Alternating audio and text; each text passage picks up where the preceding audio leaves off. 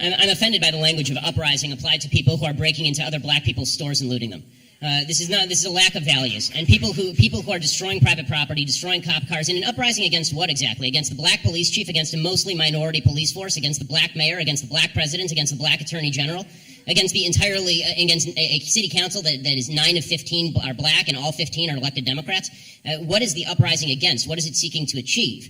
I still don't see what exactly the riots are seeking to achieve. Bottom line is, this is all, it all could be boiled down to just act like a mensch. Act like a human being.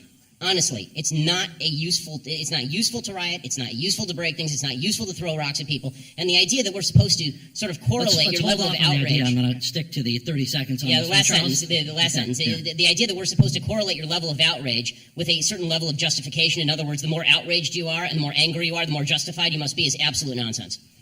How can you argue that racism is not a driving factor in income inequality? Because it has nothing to do with race and everything to do with culture. And when you have a culture that doesn't, you know what? Explain to me. You explain to me why black kids aren't graduating high school. Explain that one to me.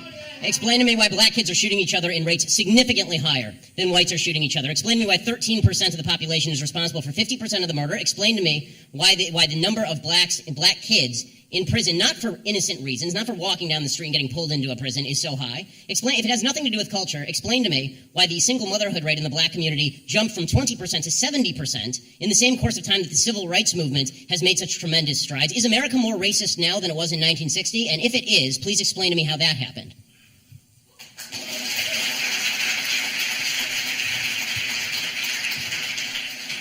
Anybody can jump in. It's an open mic there.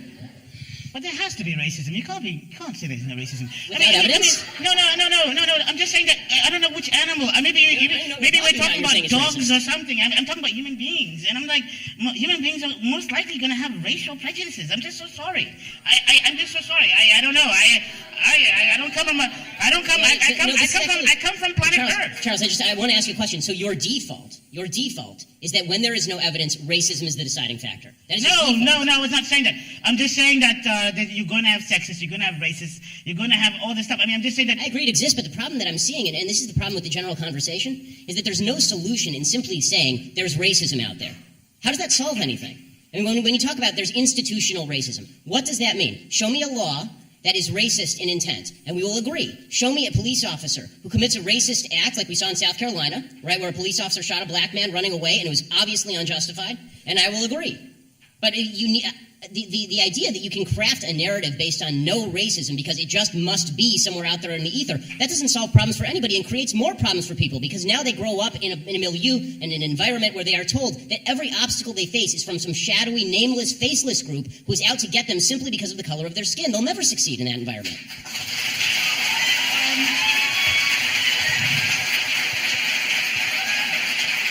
On the Black Lives Matter idea, I want to find the people. I want to find the people alongside you who think black lives don't matter.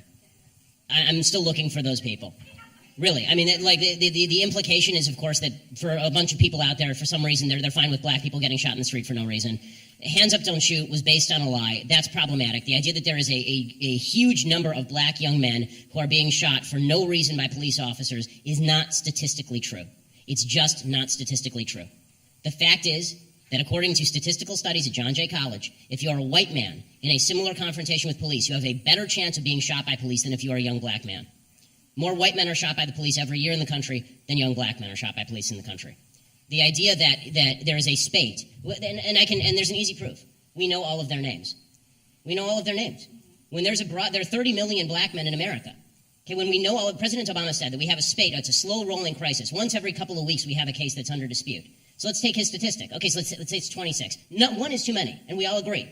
But is it really a slow-rolling crisis with a broad trend across the nation when there are 30 million black people in the entire country, and 26 people are shot under disputed circumstances, and probably at least half of those, the cop is at least justified? In Michael Brown, he was justified.